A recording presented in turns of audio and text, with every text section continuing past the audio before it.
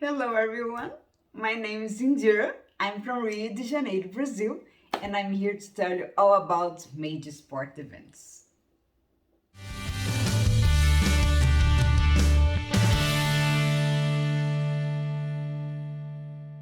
Today I want to talk about my first experience at all, how everything started, how this passion about sport events started when I became volunteer for the first time. When my city, Rio de Janeiro, hosted the Summer Olympic Games in 2016. I want to talk about my first volunteer selection process, how it was, and what the volunteer get, what they don't get it.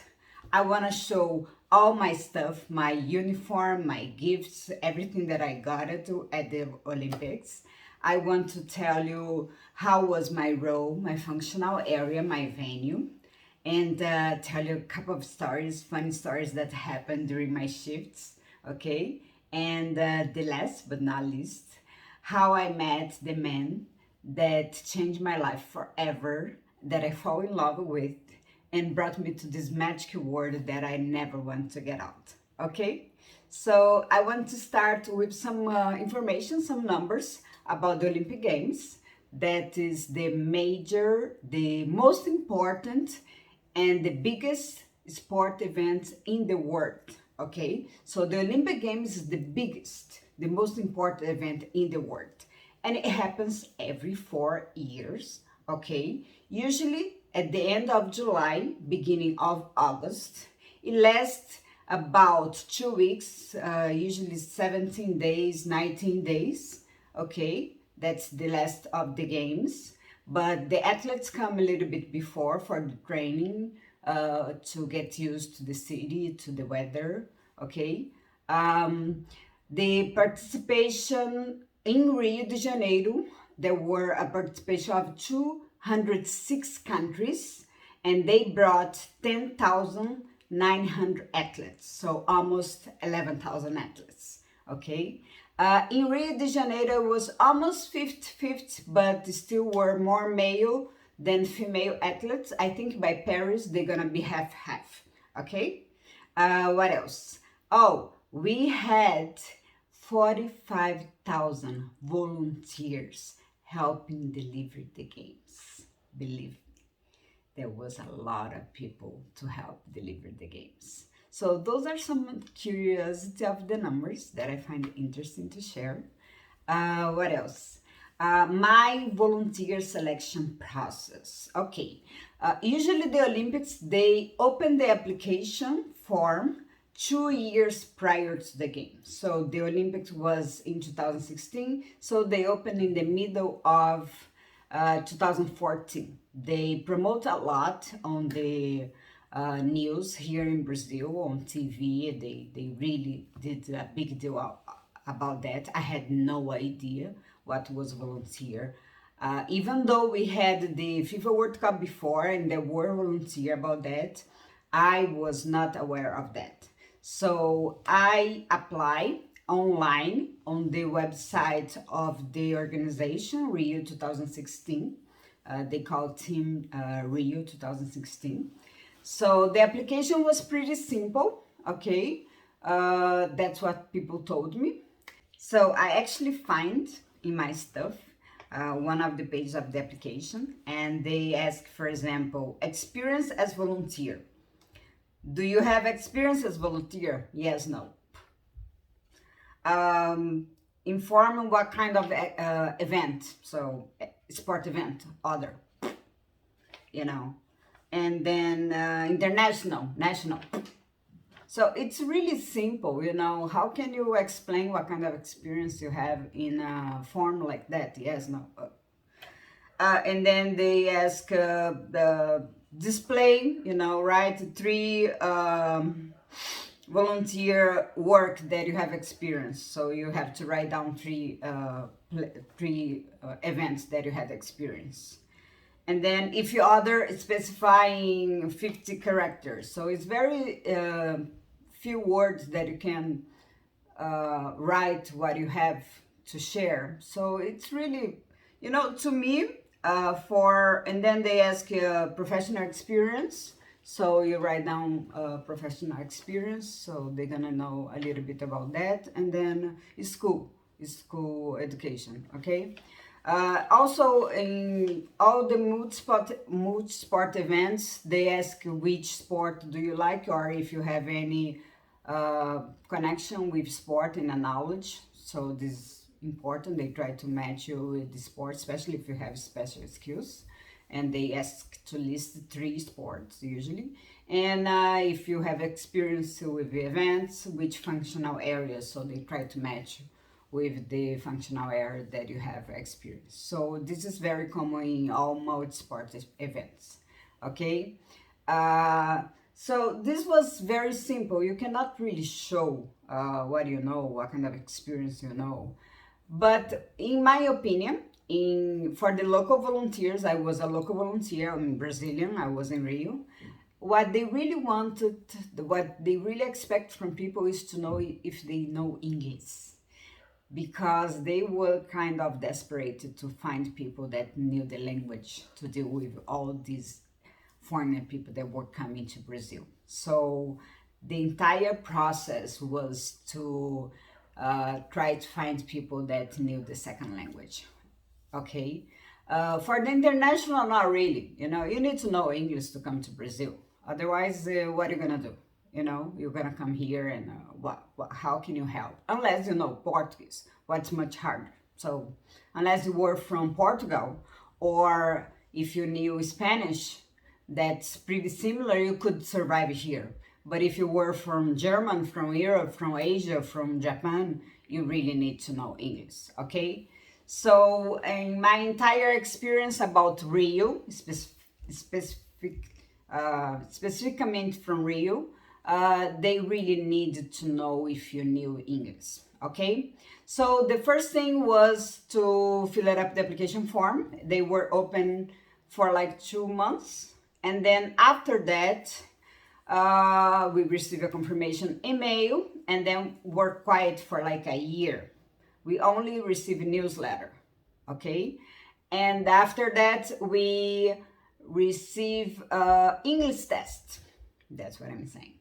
So they want to test our level of English. And it was quite hard. I even have American friends that they were like, wow, this is hard. You know, and it's hard. Like sometimes it's very good in grammar, but you don't speak, so it doesn't really help a lot in communication, you know. I'm really not good in tests, but I can speak very good. So, you know, anyway. So there was this test to try the level of English for everybody, including international. And I did okay, I did good. The areas also that you choose, there are many areas like team service, protocol, language service, media, broadcast, I think accreditation also if you're gonna deal with the internationals. Hotels, the family hotels, the assistants, they all needed to know English very well, communication. So if you choose any of those roles, you really needed to speak English very well, okay? So this is not only Rio, this is any game you're gonna be working. So they were testing us.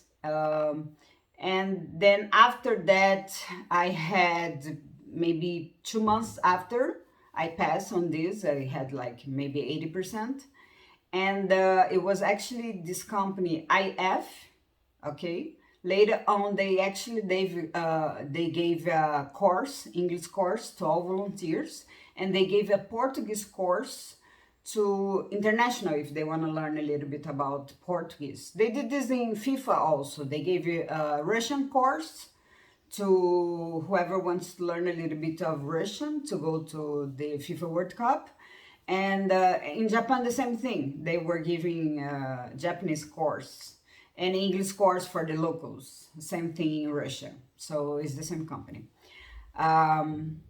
And then after the English test, couple of months after, I had a group interview. So the group interview was only two, me and another lady.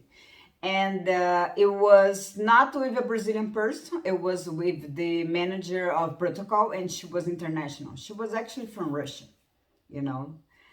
She was hired because the previous Olympic was in Sochi, I think. Yeah. And so they brought her from there. She was pretty good. And she was actually uh, checking my English again. That's the thing. The English was such an important thing. They were very concerned about communication during the games because I don't know, 90% of the people, of the athletes, of the organization, they come from outside, you know, and we need communication with them. So they were very worried that Brazilians wouldn't have enough language skills to deal with all these people that were coming from outside, okay?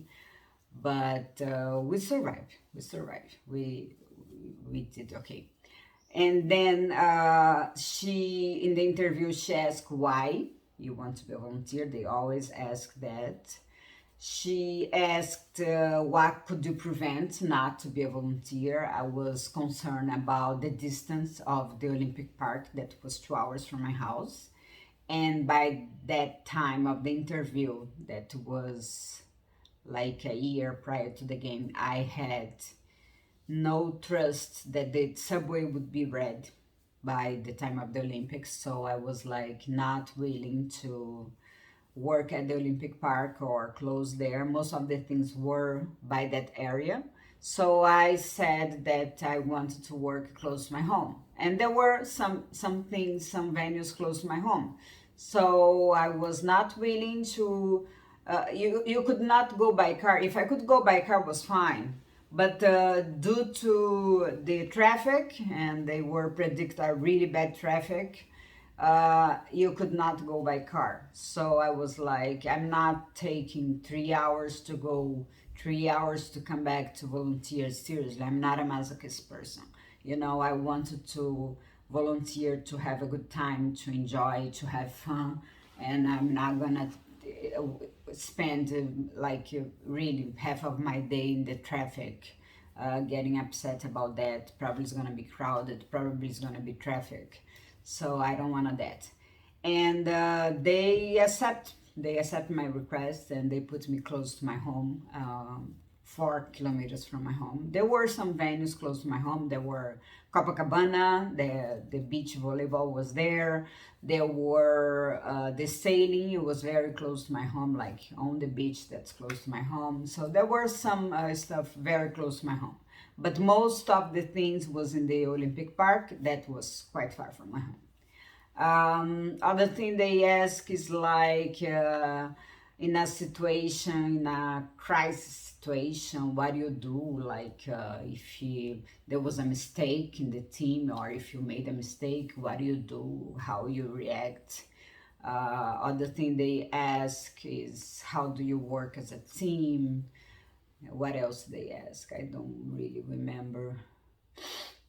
Um,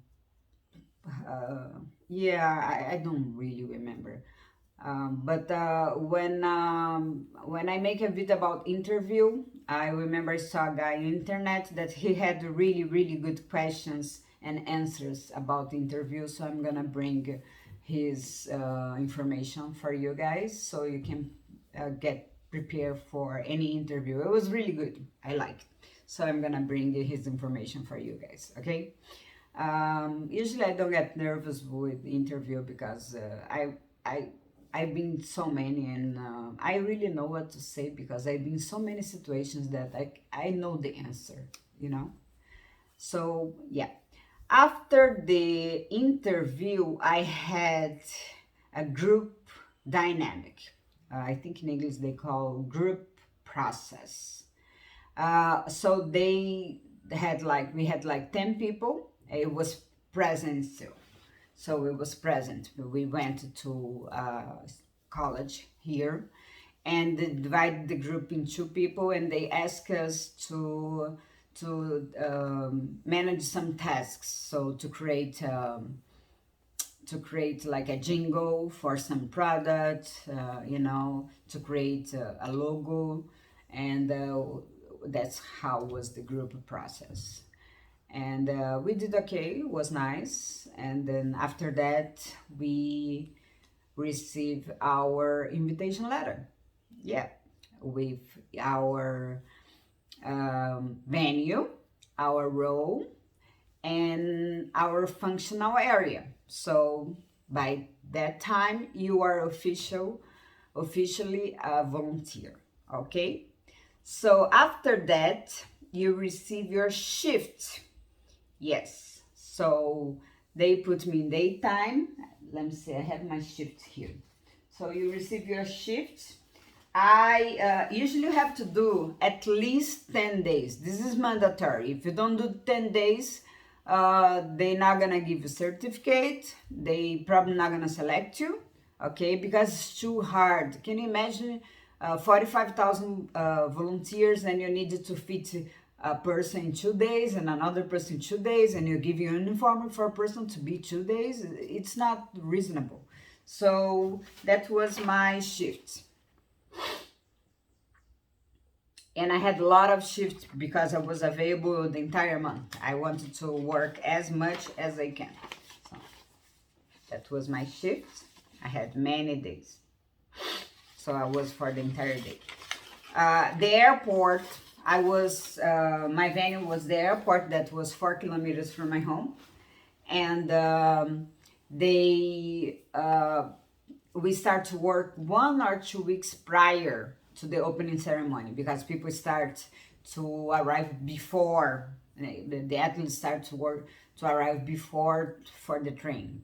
And also we needed to train a lot because that's the first functional area that's gonna deal with the international. So we needed to be ready. Everything needed to be perfect. So I love to work at the airport.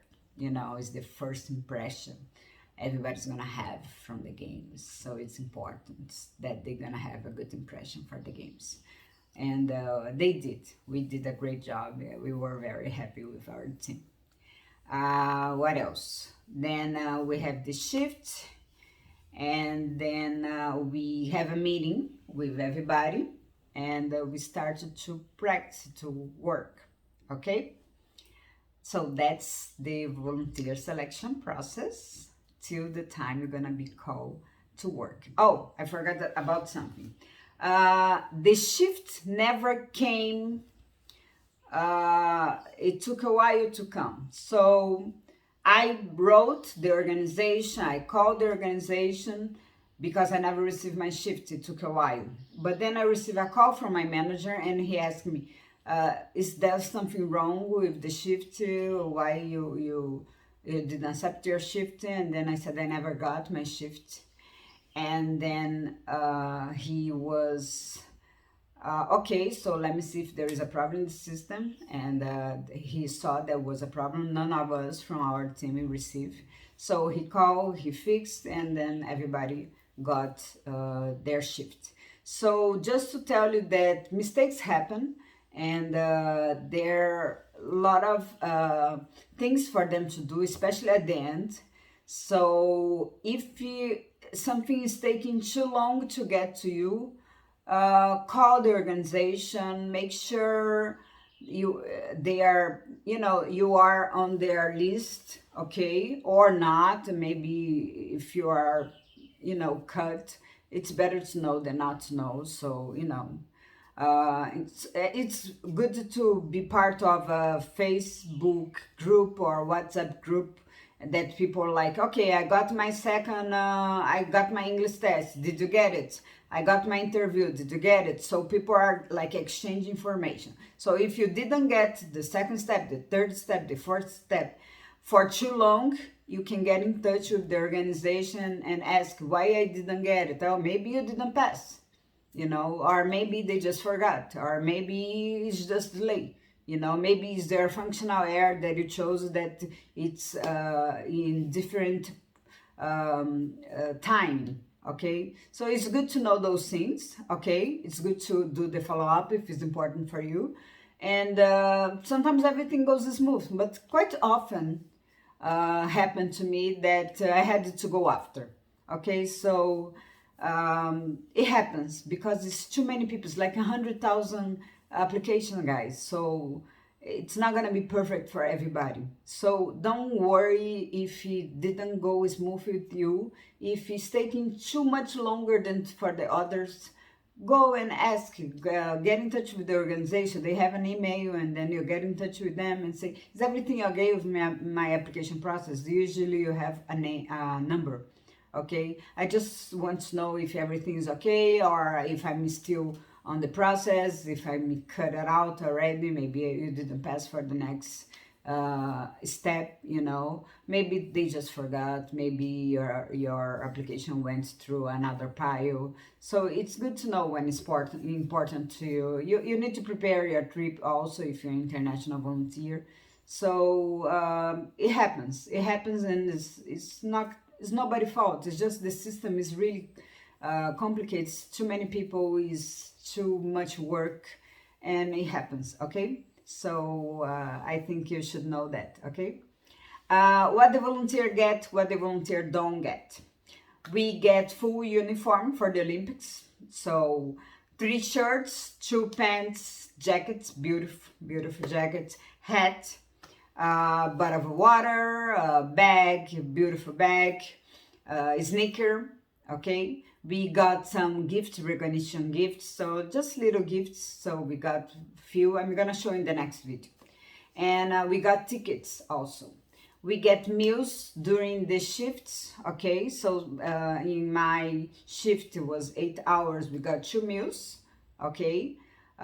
In my case, airport, we got a card with credits to eat in the airport, but most of the volunteers, they have dining room that they're gonna eat with the staff and the volunteers, and transportation during the shifts. Okay, so we had limit transportation.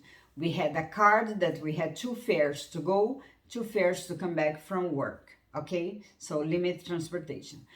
We didn't get it accommodation, not at all, and we didn't get it airplane tickets. Okay, so this we didn't get. We got the English, remember, I said we get English course. It was available for a really long time, actually.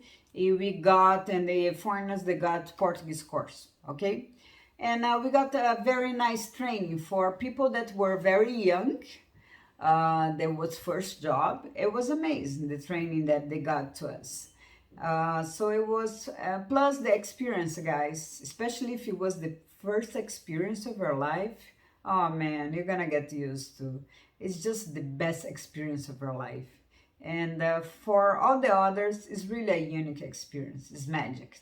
I recommend everybody to have at least once an experience like that. Okay, so next part of the video, I'm gonna show you all my stuff, all the stuff that I got at uniform, gifts, all this kind of things. Okay, so thank you for watching, and I see you next part of the video.